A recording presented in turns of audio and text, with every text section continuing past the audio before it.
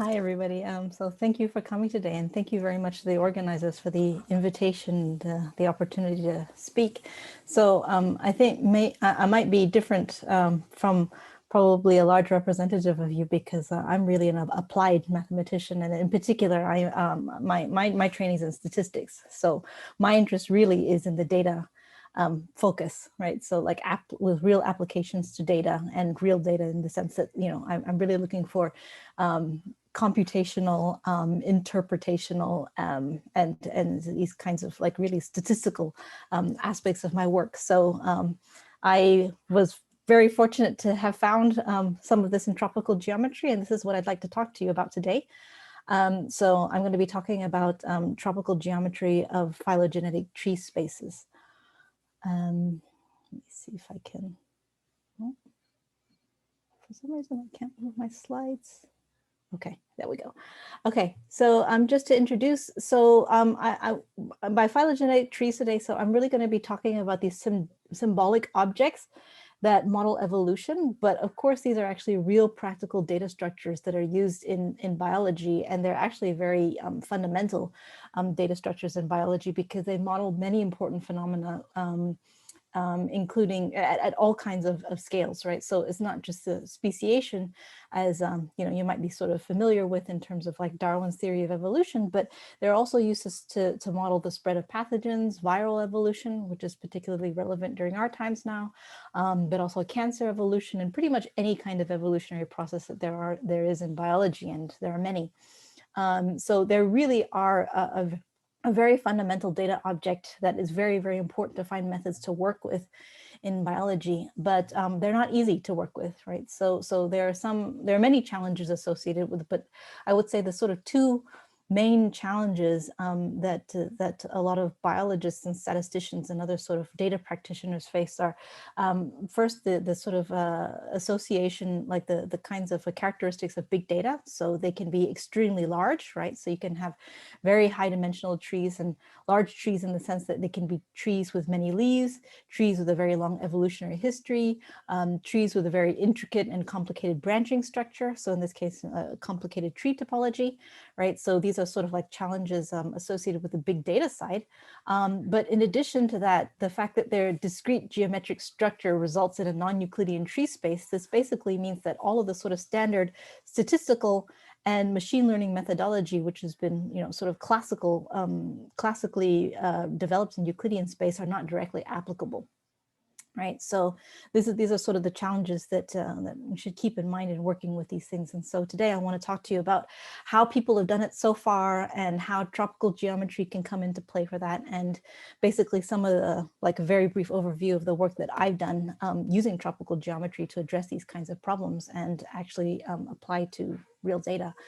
So we're looking at evolutionary trees here, right? So these trees, as I mentioned before in biology, they capture relationships between taxa that are related by a common ancestor, right? So you have a common ancestor, and then you have this sort of like evolutionary behavior over time. It can be very, very long periods of time. And then you have all of these sort of branching structures that result in different taxa here. So, or different species, for example, right? So just to give you sort of the mathematical backdrop here. So notation and terminology. So in this talk, big N, I'm going to say it's like some natural number. I'm just going to say it's the number of leaves here. And then little n, I'm going to define to be n choose 2, right? So an n tree is a tree with n leaves. And a binary tree is one where you have certain conditions on the degree of the vertices. So if the degree of a vertex is 2, then V is the root, and it's unique. It's always unique in a tree. If the degree of V is 1, then V is a leaf. And if the degree is 3, in the case of a binary tree, then V is an internal vertex, right? So a combinatorial result, quite old one, is that there are 2n-3 double factorial many different n trees. So by this, I really mean tree topologies, right? So loosely speaking, by tree topology, I really mean the shape of the tree in the sense of its branching pattern, as well as its leaf labeling. So there are 2n-3 double factorial of these things. So this can be very, very many as we get very, very large trees, which is often the case in biology.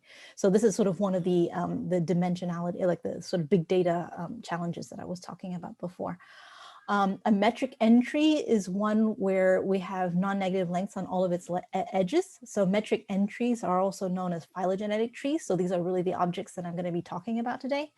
And then edges which connect to leaves are called external edges, and otherwise they are internal edges, right? So these are sort of like the objects and the terminology that we're talking about today. Just sort of to give you an idea of the motivation, where do phylogenetic trees come from? So the idea here is that phylogenetic tree reconstruction is a method where you want to take an input, which is an alignment of sequences for n species. So this can be DNA or RNA sequence data, and then you want to output a phylogenetic tree. So largely speaking, there are two camps to reconstruct these phylogenetic trees from the sequence alignment data. So one is using statistical methods where basically you're defining some kind of optimization criterion, right? And then you would like to optimize that statistically speaking. And then the other one is distance-based methods where you're basically looking at the sort of relationships between the leaves together. And then you want to reconstruct a tree from its genetic distance matrix, right? So basically what you do is you position closely related sequences under the same node, and the branch lengths are sort of corresponding to the observed distances between the sequences, right? So the motivation here really is because statistical methods, well, also distance-based methods, these are really hard to do. And in particular, in the statistical case, right, there is a lot of uncertainty associated with tree reconstruction. Right, so the output tree that you get is highly sensitive to what you input into your statistical optimization procedure, right? So as soon as you change anything, like so as soon as you change like different genes or different coding regions, right, you're going to get a different tree. And this is going to happen a lot because not only is, not only is it happen in biology that you're interested in looking at, different like genes or different coding regions, but in addition, you get a lot of measurement error, right? So as soon as there's sort of like an alignment or sequencing error, which happens quite a lot in this process of sequencing from biological data, then you're going to get a different phylogenetic tree. So this is like, it's a highly sensitive process, this idea of tree reconstruction.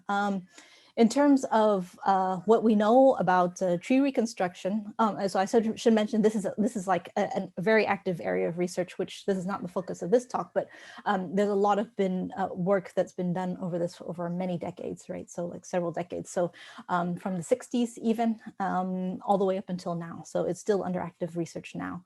And what is known about this problem is that finding the optimal tree is an NP-complete problem, right? But so this looks pretty optimistic, but there are a couple of things to note about this sort of best case result here, which is that the NP completeness is only under the assumption of uniform distributivity, right? So that is actually quite, in terms of statistics, quite a restrictive condition. But also remember that NP complete, even though it's more optimistic than NP hard, it doesn't mean that it's easy. Right. So what NP complete means is that if you have a candidate solution, right, then basically you can say if it's optimal or not, but it doesn't mean that it's actually easy to find these candidate solutions. Right. So it is a really hard problem, and it's also highly. Yes. There's a question from Patrick, actually. Yes. Excuse me. Sorry. What means optimal here? Optimal, so in the sense of when you're doing the optimization problem in statistics, right? So for example, in maximum likelihood, what would you do is you build a likelihood function, which is based on the distribution. And then what would you like to do is try to find, optimize to try and find the parameters which would have made it most likely to generate the observations that you see. Right. So this is quite a kind of like a central idea in statistics here, which is that you have some sort of like family distributions, right, which are parameterized by certain values of parameters, and then you want to try to find the values of these parameters here. Okay, thank you. Right. Welcome. Yeah. So this is sort of where do phylogenetic trees come from, and the fact that it's a really hard problem. And the fact that it's so sensitive here, this is a natural statistical question, is how do you compare trees, right? Because this is one very natural way to compare the performance of these tree reconstruction methods, right? So like, for example, if you have two different methods and you want to be able to compare how similar it is that the output that you get, right? You'd like to be able to compare these trees, right? So, mathematically, one way that you would do it is that you would just define a metric between trees and look at the distance between these two trees to try to get an idea of how similar or different they are, right? But then after that, you can sort of like iterate on this question as we do in statistics and ask questions like, well, what's a typical tree that you get, right? So here is sort of like the idea is like, if you're reconstructing lots and lots of trees all the time, like, is there any kind of like tree that you tend to see more and more often? So typically speaking, what would be a typical tree? And then, other questions like, how do you do statistics with samples of trees, right? So, like if you want to, look for two different distributions of species, for example, in their evolution, right? You want to be able to say like, okay, are these two distributions similar or not, right? So are these species similar or not? So these are the kinds of questions that are motivated by biology and by statistics that we'd like to do with these objects. Today I'm just going to overview how it's done like now, like, actively in biology, as well as statistics and also mathematics. And then I'm going to talk about an existing result, which links tropical geometry to phylogenetic tree spaces. And then I'm just sort of going to finish off with and that was sort of my main motivation. This main theoretical result was my main motivation for exploring tropical geometric tools to do statistical analysis with sets of phylogenetic trees towards the goal of answering these kinds of questions that I just presented. So I'm just going to close very briefly with some sort of like big picture ideas of the work that I've done using tropical geometry to ask these sort of statistical questions. Okay, so as I mentioned before, if you want to compare phylogenetic trees, you need some kind of similarity measure, right? So in this case here, you need a metric. So one sort of class of metrics between phylogenetic trees that are very popular in biology are these inner product distances, where they try to construct distances between trees which preserve this inner product property, which is similar to Euclidean space. And one really famous metric that they use in biology is this Robinson-Folds metric, right? And so this here is like one of the, it's a popular one of these inner product distances, but it's been shown that this class of inner product distances, they actually suffer from structural and interpretive errors in biology. So for example, it's shown that there are many pairs of trees which actually measure the same distance apart. So it's kind of difficult to actually tell you anything about how similar or different these trees are if you have many, many pairs which actually measure the same distance apart. But also, it's been shown that large distances between trees, it doesn't necessarily mean that there's like large differences between the shared leaf ancestry, right? So it basically means that, you would like for large distances between trees to mean that these trees are very different, right? And they have a very different ancestry, but this isn't actually true with this class of distances. So this is something that's actually quite problematic. And in 2001, Biller, Holmes, and Voigtman, they basically presented like a very novel and sort of insightful approach to this problem, which bypasses all of these structural interpretation errors that you get with the inner product distances by considering the geometry of the tree space. So what they do here is they consider a moduli space, right? So this moduli space here, all the points in the space are actually represented by the trees. And then they characterize the geometry of the space by looking at geodesics, right? And then the geodesics, they induce a metric on the space by the length structure, right? So they just look at geodesics, which are, the shortest path between any 2 points in the space. And then the length of this geodesic induces a metric on the space. And this, since then, is very actively used in biology. So definitely the Bhv metric, the Bhv setting, as well as Robinson and Folds are right now by far the most popular methods that are actually used in computational biology. But Bhv space, so because of its sort of really elegant and really beautiful geometric as well as combinatorial construction, it appears in many different areas of science, right? So not just in biology and statistical genetics, but it also appears in combinatorics, in category theory, in computer vision as well. And it's really nice because it has a very nice intuitive construction, which is sort of easy to follow and very elegant, which I'd like to present now. right? So first I'm going to talk with like a sort of a geometric construction or the geometric intuition behind Bhv space.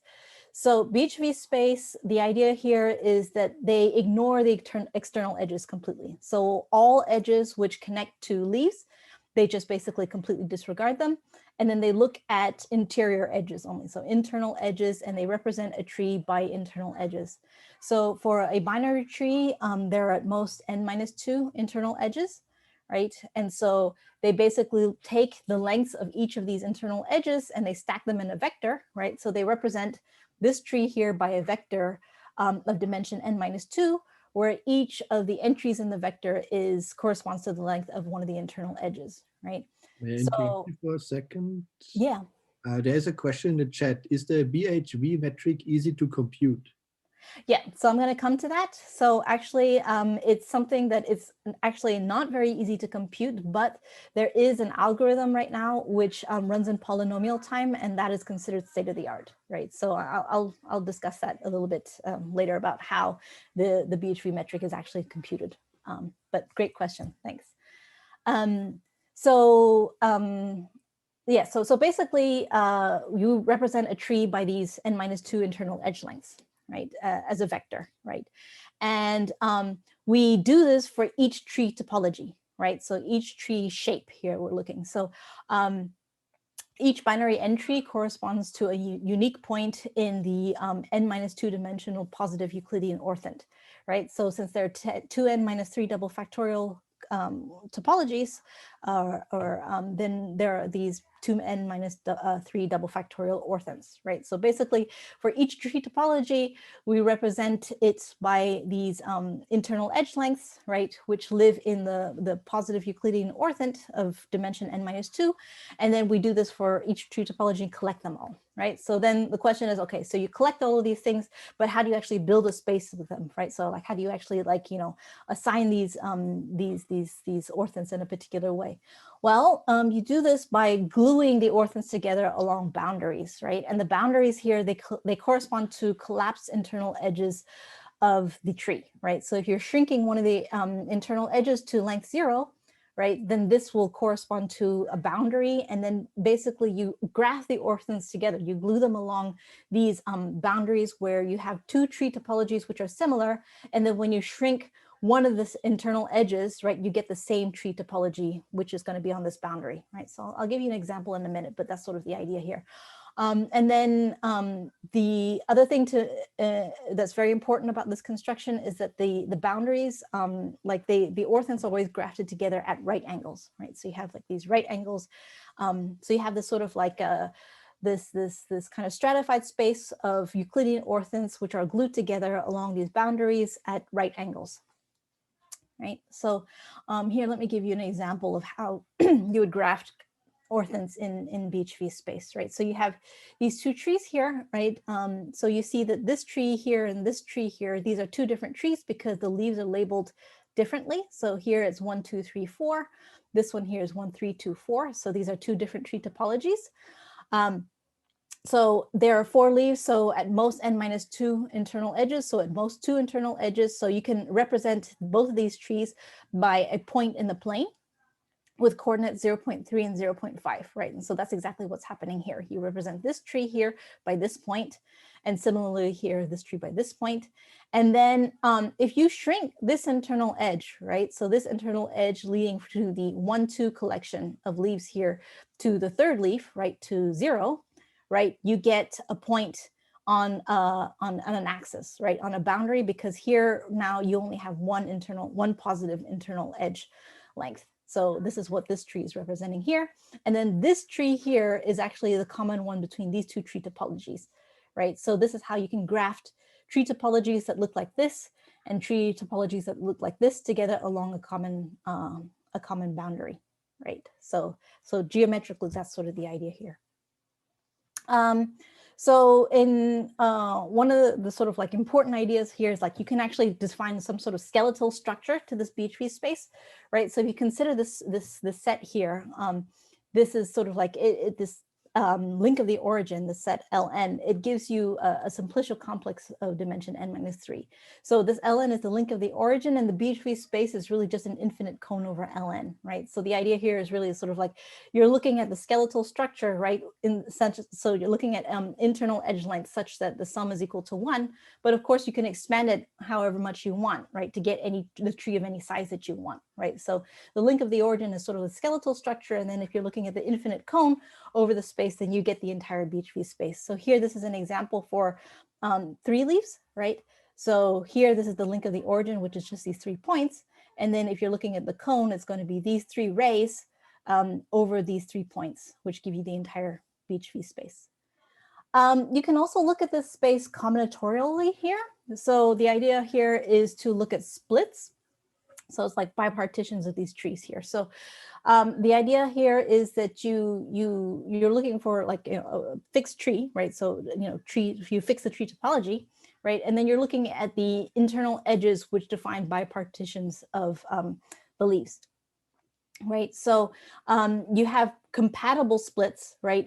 If one of these conditions holds, right? So the idea here really is saying, like, these are the same trees that we saw before. So these 2 trees here are compatible, right? And these 2 trees here are compatible, right? But this tree is not compatible with this tree, right? So this is really the idea here between compatible trees and splits. And then the idea here is, given these splits here, you can actually construct a simplicial complex. So you can construct like a flag complex by looking at the splits of, the splits of the leaves here are representing a vertex, right? And then you join these 2 vertices if splits are compatible, right? And then you get this K simplex band by, K plus 1 vertices connecting to an edge. And then the idea here is that each maximal simplex here represents a tree topology. And it turns out that this flag complex is precisely this link of the origin. So what's known here is that this link of the origin, it has a homotopy type of n-1 factorial sort of collections of spheres of dimension n-3.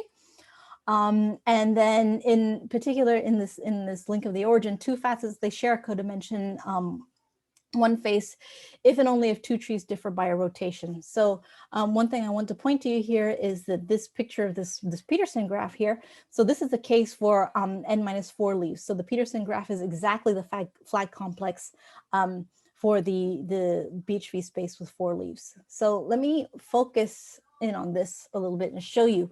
So on the left here, this is a figurative example of some of the orthents in Bhv space, right? So if we're looking at just 5 of them, you can see how, like, we had this sort of similar construction about the trees sort of lining up against each other and being divided by orthents. So here, if you look at this tree topology with leaves 1, 2, 3, 4, right?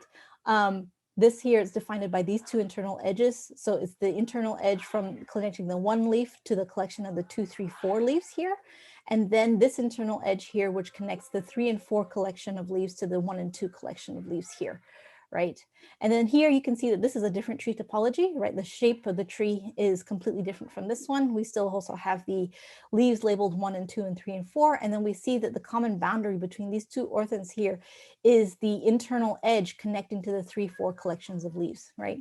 And then in this way, you can go around this cycle here, right? And see the collection of these tree topologies and how they're related to each other.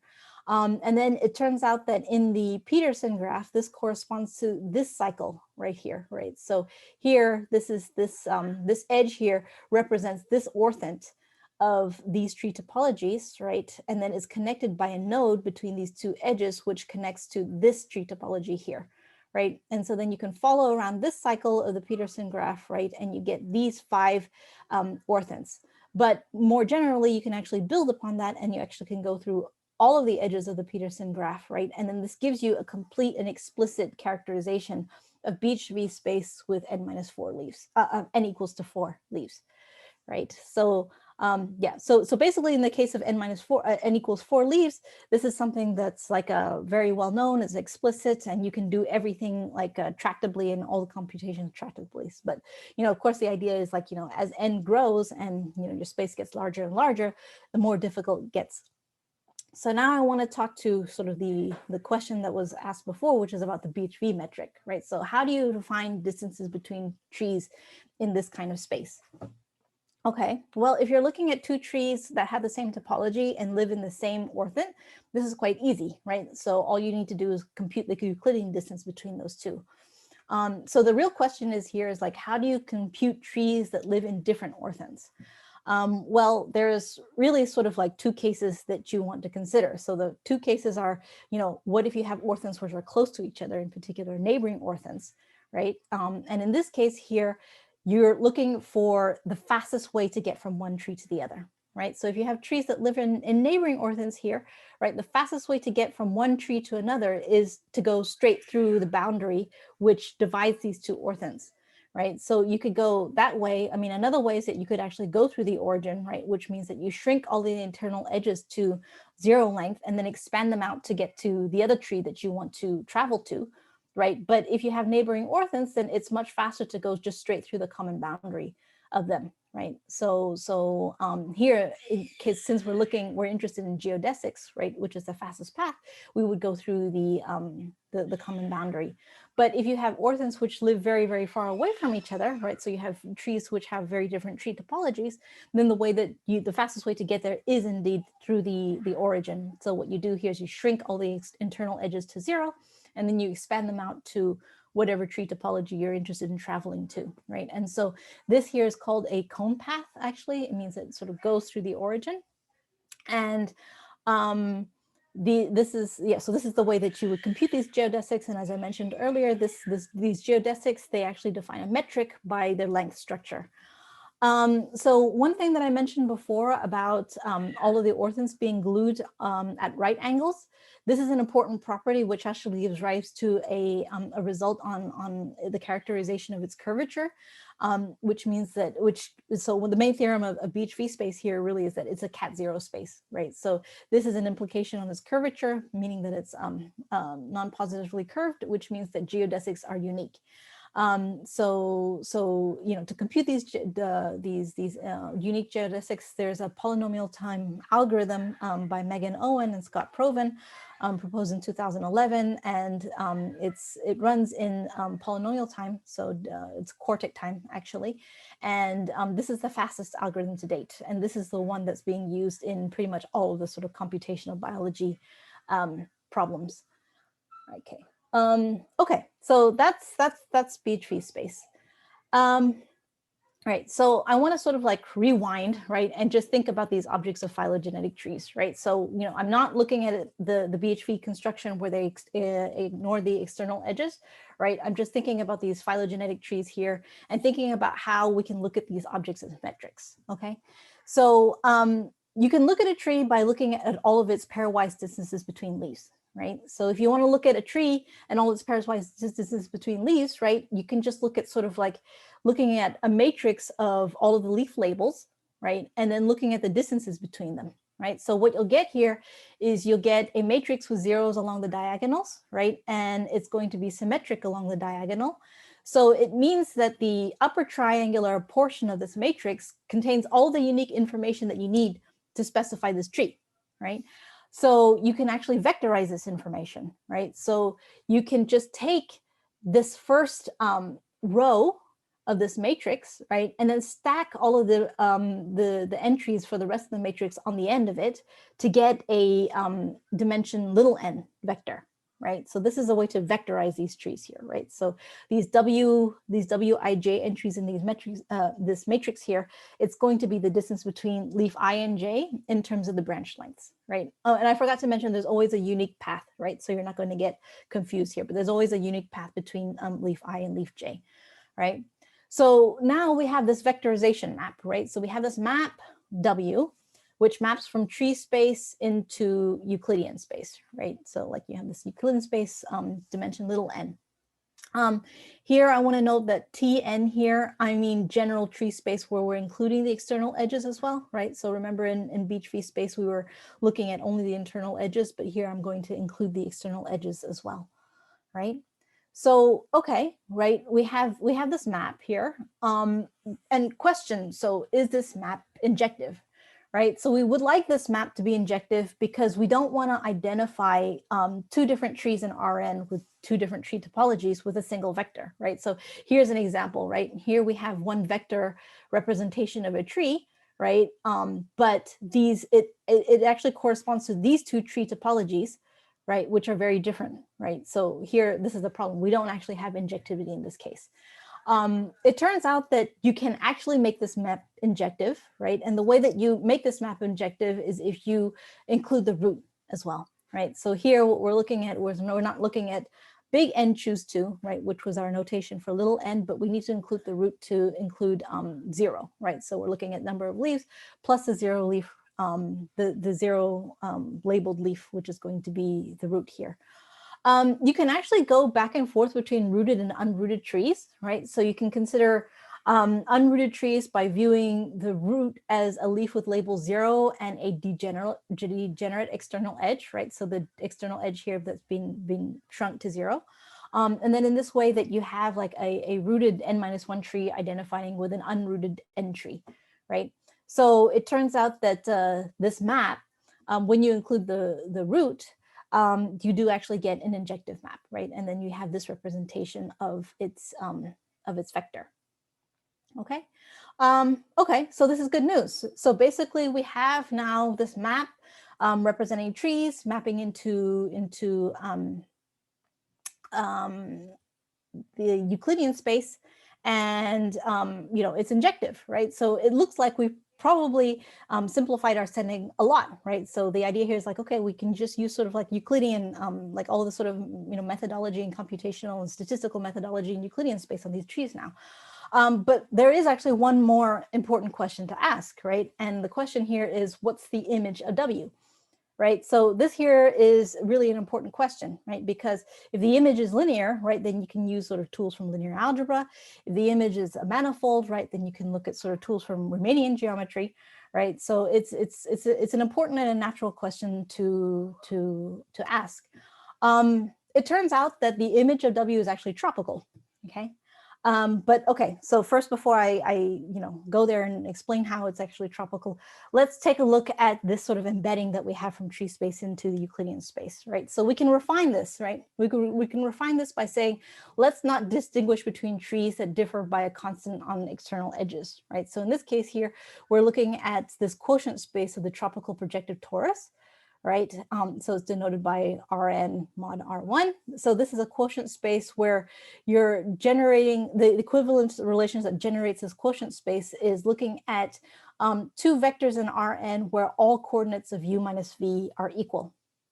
It turns out that there's actually ways that you can actually also play with this tropical projective torus to get different results that you want, which is actually what we've done.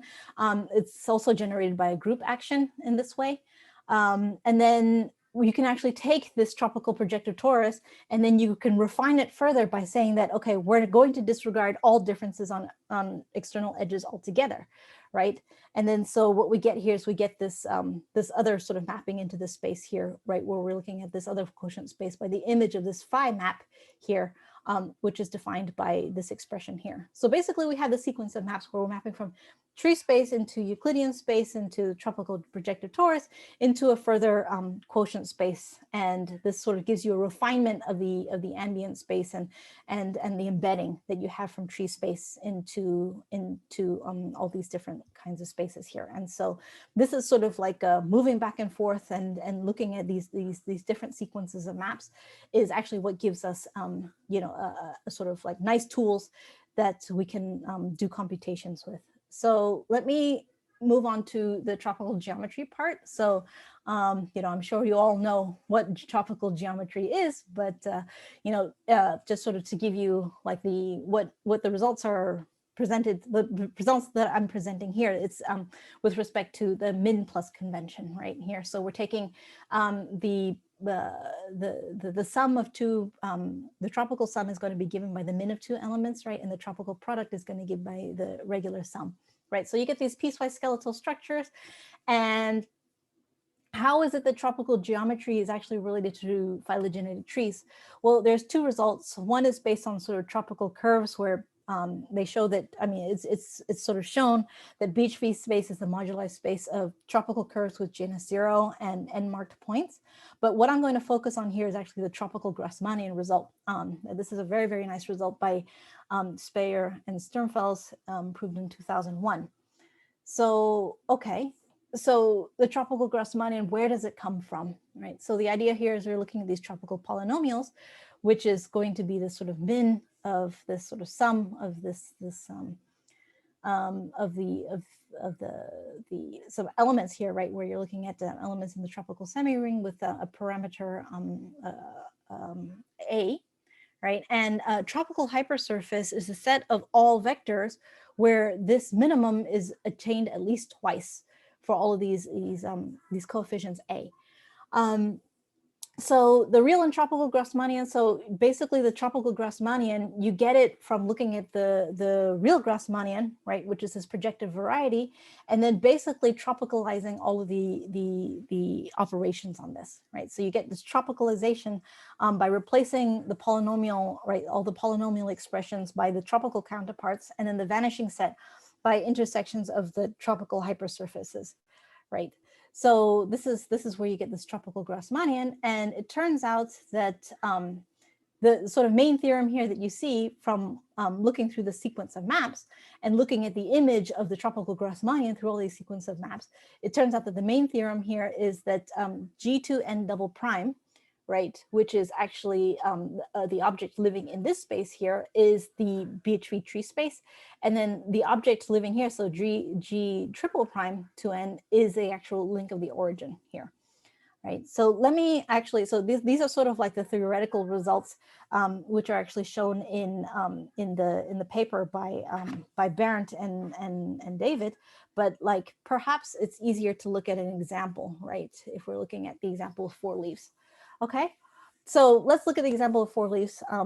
It's always easier for me to look at examples where we can actually draw them and compute them, right? So here we're looking at G24, right? So G24 is the set of points such that at least one of these inequalities here holds, right? So you have these, 3 systems like of inequalities here, and it turns out that when you're looking at equality, right, you have a 5-dimensional hyperplane in R6. You're looking at the inequality, right, you get this closed half space, right, and then you're looking at this the intersection of the system. It's isomorphic to this here. So we have R4, right, cross the positive part of the real line. So looking at G24 prime, it's the union of 3 copies of this R4 cross the sort of positive part of the real line glued along this space here, right? So here, this is what it actually looks like, right? So if you're moving through the sequence of maps, right, you have this tropical Grassmannian here, which actually reduces to this. And then here, this is where you get the coincidence with the phylogenetic tree space, right? So here, this is precisely the space of Bhv tree space with 3 leaves. And then this is the link of the origin, which we've seen before, right? One thing that I should mention also is that there's another condition that needs to be satisfied in order to get a phylogenetic tree, right? So you have this sort of matrix, which I showed you before, right? And it's not any distance matrix which will give you rise to phylogenetic tree. So only be a phylogenetic tree if and only if you have this 4-point condition, which is satisfied as well. So the 4-point condition here tells you, it's actually a tropical condition, right? Is this looking at these Plücker relations here. So the Plücker relations of these 3 tropical products here. And it's saying that the max among these Plücker relations has to be attained at least twice, right? So in this case here, what you're saying is that you actually have a tropical condition. And in fact, in particular, you actually have a tropical hypersurface because you need that the maximum here is attained at least twice. So in this case here, you would be just sort of flipping from the min convention to the max convention. So essentially what you get here is that it's a very tropical construction, and that the image of this map W is actually precisely the tropical Grassmannian. Here, I'm just going to show you this. Maybe you guys don't need it, but I'll just quickly go through this. What's an example to sort of give you an intuition of this 4-point condition. So this is our tree here. These are all the sort of like lengths on the internal edges, you can write it as a matrix and then as a vector, right, as by stacking, and then you can just check these Plucker relations here in compute, and you can see that the maximum is indeed achieved twice. So you actually do have a tree in this case here. Okay, so now we have this map. So you have this sort of vectorization. You know that it's tropical, the behavior is tropical.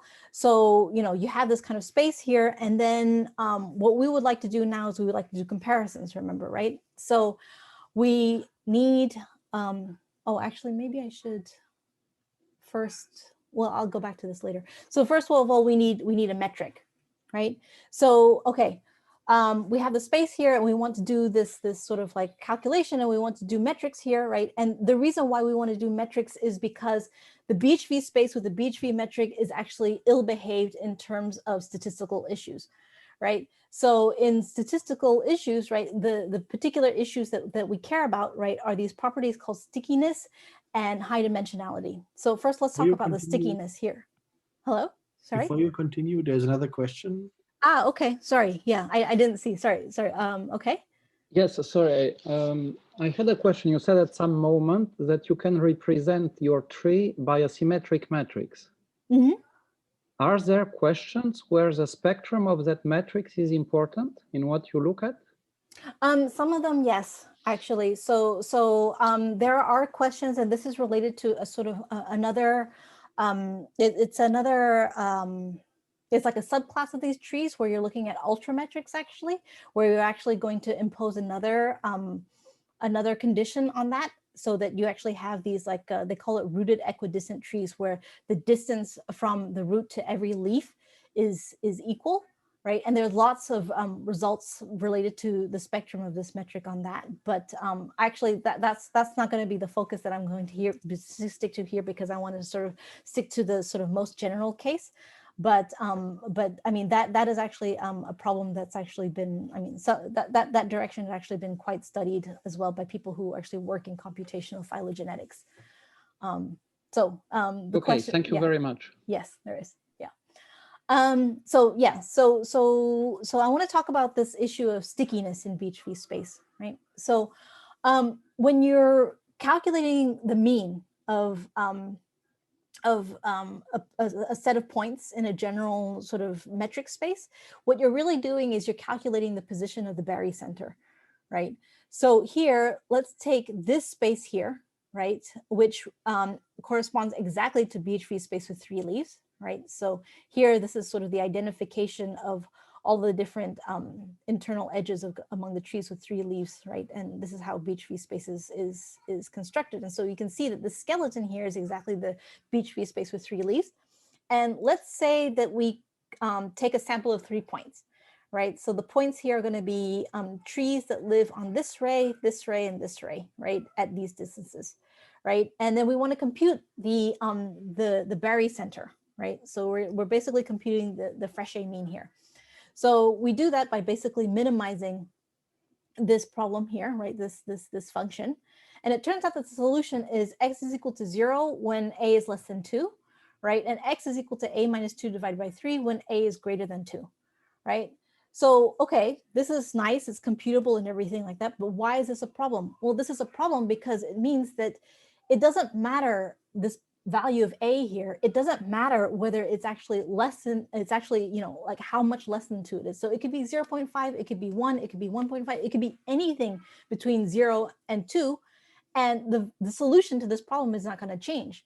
So this basically means that you keep sampling, right? Like if you get more and more samples and you compute the mean every single time, right? You have lots of different samples which map to the same value of the mean, which means that, you know, if you change your samples, then your mean's not going to change, which basically means that you can't get any of these central limit theorems or any of these kinds of exact asymptotic behavior of the mean, right? So this is something that's like highly problematic in statistics, because if your mean's not injective, right, then you have a serious problem.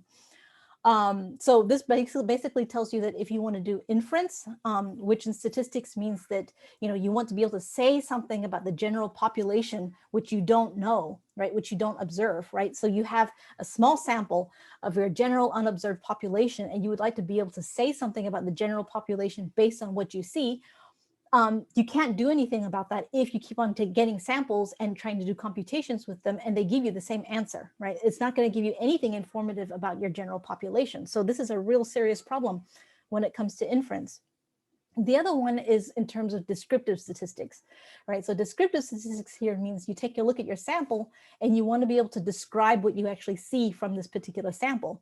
And in Bhv space, you still can't even do that. I mean, you can, but there's no obvious way to do that because one of the other sort of deep results that Berendt has proved with his co-authors, well, who are actually also my co-authors, but like Berendt has proved, is that Bhv polytopes, so where the edges are, so you have points in Bhv space, and then you compute the polytope by looking, by taking the edges to be this Bhv geodesic, the dimension of this object is unbounded, right? So it basically means that, you know, it can be arbitrarily high, and it means that there's no obvious lower dimensional subspace in which to project all your data to visualize them, right? So it's not even just a matter of visualization, but this whole idea of projection and lower dimensional subspaces is also crucial for dimensionality reduction, which we do in statistics. So like one of the most sort of crucial statistical methods is PCA, so it's this principal components analysis, which allows you to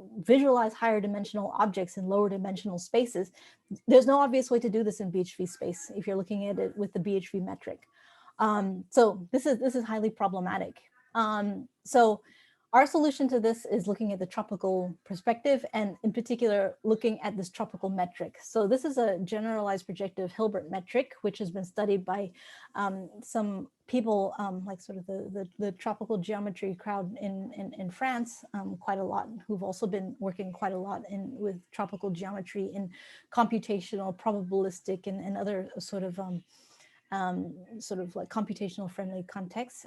So we adapt this metric and we call it the tropical metric, right? And it's basically defined by this. So you take two representatives of your equivalence classes in the tropical projective torus, and then you compute the component-wise differences between these two elements, and then you take the max and then you subtract off the min value, right? So here's an example. You take these two trees, right? So these trees here, they're drawn to scale. And then we write down their vectorial representations of these, right? So this tree is represented by the vector 10, 10, 10, 8, 8, 4. This tree here on the right is represented by the vector 10, 10, 10, 6, 6, 1. And then we take the differences between these two. So 10 minus 10, 8 minus 6, and 4 minus 1. And then we take the largest difference, which is 4 minus 1, which is 3, subtract off the smallest difference, which is 10 minus 10, or 0. And the distance between this is 3. So this here, actually, it's combinatorial in nature, but it is actually a rigorous metric, right? So it satisfies all of the conditions that you need for it to be a real metric. It's not even a pseudo metric. It's actually a real honest to goodness metric. Okay. And with this metric, actually, what we can do is we can identify this tropical projective torus with this tropical metric with a normed linear space, you know, in such a way that you actually have an isometry. Right, so this is sort of like a construction about this, but to show that, you know, like how you can actually move between this tropical projective torus and a lower dimensional Euclidean space in a way that actually preserves the structure of the metric as well as the length of the metric. And then this is sort of like another really nice sort of way that you can sort of play around moving back and forth between spaces with a well-behaved metric between these two spaces, which we've used quite a lot to sort of, you know, show our results. But one thing to notice in particular with this metrics is that you can define a norm, right? So you can actually like identify it with a normed linear space, but you can actually see from the structure of the norm here, right, that we don't actually get a cat K space, right? So basically there's this result that says that, you know, we have a normed linear space as cat K if and only if the norm is induced by an inner product, right? And so since we don't have an inner product here, we don't actually have a cat K space. So this is already something that we see, which is immediately different from Bhv space, right? We don't have at all the same cat K and the same sort of curvature behavior as in Bhv space. Okay, so this is sort of one of the first results that we proved when we were trying to sort of like propose this tropical perspective as an alternative to the Bhv space, right? It's sort of like, how do you compare these two spaces. Well, you know, like in terms of metric, right? So given that everybody knows and loves the Bhv metric and understands how it behaves, right? We wanted to have some sort of comparison measure. So the first result that we proved is a stability theorem, right? So we proved that for two elements, right, if you measure them with the tropical metric and the Bhv metric, right, the behavior behind the tropical metric is always going to be bounded by the Bhv metric. And this is a sort of nice interpretive kind of result, because for people who want to do sort of computations and statistical analysis, like one of the important things that they would like to do is, for example, clustering, right? So if you cluster based on the Bhv metric, given that it bounds the tropical metric, this is going to tell you that there is an interpretation between these two spaces, and that, you know, clustering behavior, for example, would be preserved, right? So this is one sort of important, this is like the first sort of result that we showed that say that, okay, this gives you an idea of how these two different kinds of metrics behave.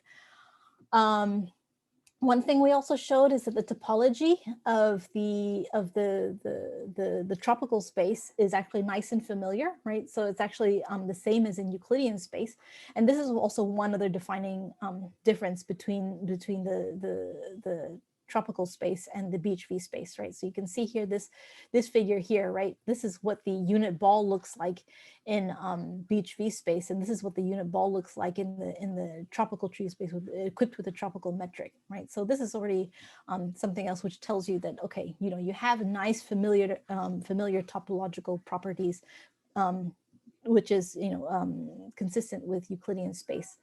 And then other sort of features, right, which is important for probability and statistics, is that we prove that these sort of analytic characteristics in terms of separability, completeness, and metrizability, right? So we have this separable, completely metrizable topological space, or in other words, we have a Polish space.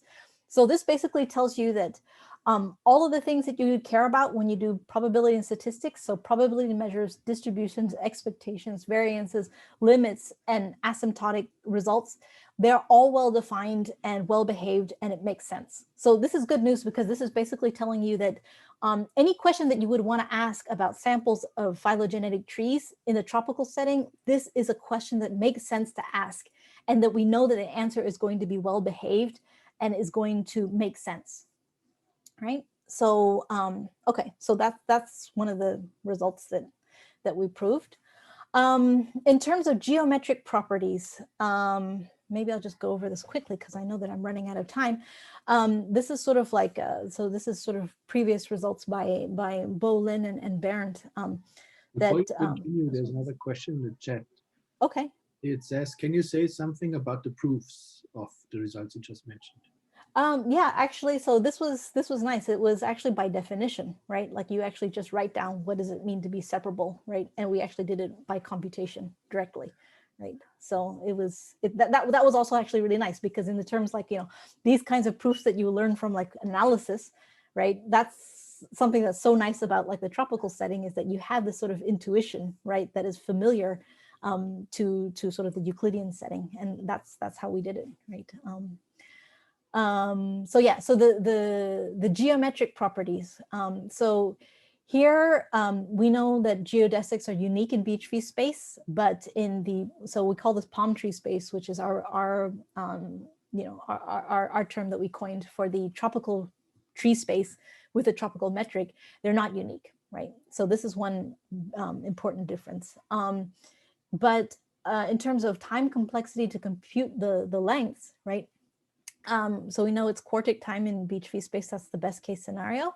And then here we're looking at, among all the sort of geodesics that exist, we look at a particular geodesic, which is the tropical line segment. So the tropical line segment, it is unique and it is geodesic. And the time to compute this is n squared log n, right? So we have a lower complexity here.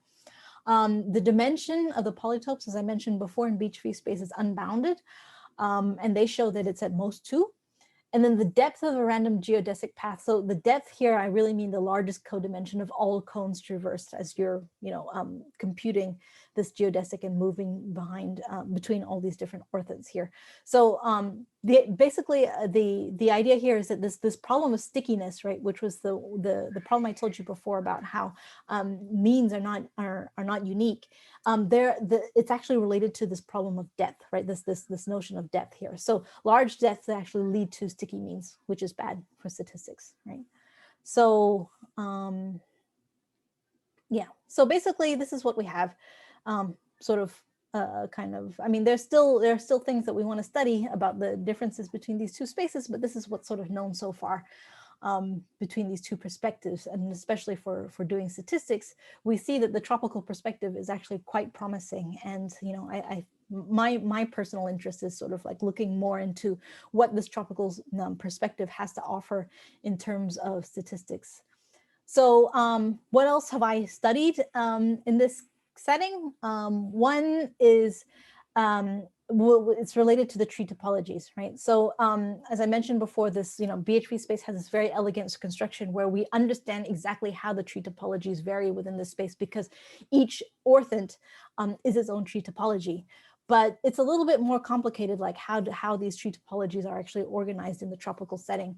So we actually, one of the results that we have like in a separate preprint is actually combinatorial construction, where we tell you that, okay, given two trees, right, and it's a tropical line segment between them, we can tell you exactly which of the tree topologies that live along this tropical line segment between these two trees, right? Of course, the converse is not true though. So for example, if you actually, you know, give me a bunch of tree topologies, right, it's not possible to construct, to connect them all in a tropical line segment, right? But basically it's already telling you that, okay, you know, if we have two trees, we have the tropical line segment between them, we can tell you exactly which tree topologies live on this tropical line segment. And then another result that we have, this one is very different, because this one here, it's really looking at a more sort of differential geometric perspective, where we're studying the optimal transport problem and defining Wasserstein distances between these two, between probability measures. So this is really like a more of a sort of probabilistically geared analysis here. So what we're doing is we're looking at a separate space of the probability measures, which we've shown to be well defined on the space. And then we basically look at how do you construct distances between the probability measures. And this is actually like a direct contribution towards this problem of statistical inference that I was telling you before. So, you know, you can say, okay, do sets of trees come from different distributions? Well, you can assess this by just looking at the distance between all of the probability measures here. And this is like exactly the kind of framework that we've shown in this other preprint. So yeah, just to wrap up, because I believe I'm out of time now. So we have palm tree spaces, the space of phylogenetic trees with n leaves endowed with a tropical metric. And we get these nice topological, geometric, and combinatorial properties, which tell you that statistical and probabilistic questions are valid and well defined.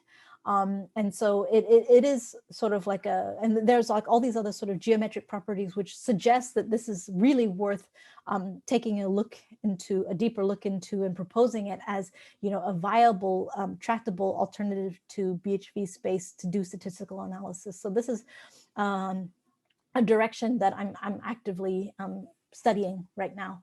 So sort of like other work that I'm looking at is like how to actually compute these Frechet means, right? And how they actually behave in terms of the stickiness and everything. So that's one thing that I'm currently studying, but there are other things that I would like to explore as well. So, you know, given that we have this sort of general, like at least in the mathematical sense, these phylogenetic trees, they are actually structures which can be applied to other settings, right, that don't have to be necessarily like, you know, an actual phylogenetic tree modeling evolution. It can also be a symbolic object to model neuronal morphologies, for example. So this is also something that I'm interested in. There's also tropical geometry that's been used in economics. So I know that there's sort of like active, you know, an active group where this is sort of like where research has been done in this way. So you can actually use phylogenetic trees also to model decision trees and extensive form sequential games from game theory, right, in terms of probability trees. So this is also something I'm interested in exploring. And then something that I'm working on right now with a preprint being written as it is, and hopefully up on the archive very soon, is a characterization of the geometry, right? So one form of the curvature, so that we actually have this another further comparative understanding with respect to BHV space. Yeah, just before I finish, because this is like an extremely important part of my work, which is that, you know, all of these ideas, this is not something that I never would have been able to do on my own, right? So I have many, many people to thank for this. And so first are all my amazing co-authors, which include Chi-Wen Kang, Wonjun Lee, Wu-Chen Lee, Bolin, and Rudy Yoshida. So these are all the papers that, you know, all the preprints that I've mentioned, these are all results established with these people. But in addition to that, there's like incredible, you know, incredibly smart, very friendly people who know a lot about this stuff, who I'm very grateful to, because they've been so, you know, really open and excited about talking about these ideas with me. And these include Carlos Amendola, Yuichi Kao, Elliot Paquette, and Bernd Sternfels, of course. And then just some selected references about the stuff that I talked about today. So yeah, thank you for your attention. Thank you for letting me speak. And if you have any more questions, I'd be happy to take them.